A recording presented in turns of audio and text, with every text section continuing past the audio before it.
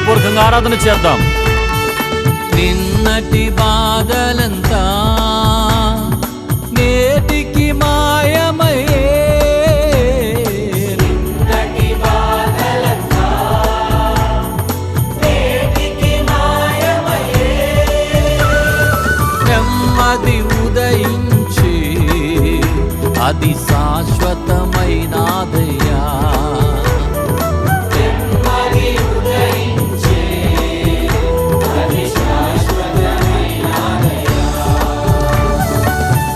కోటి స్తోత్రం డాడీ, కోటి కోటి స్తోత్రం డాడీ, కోటి కోటి స్తోత్రం డాడీ,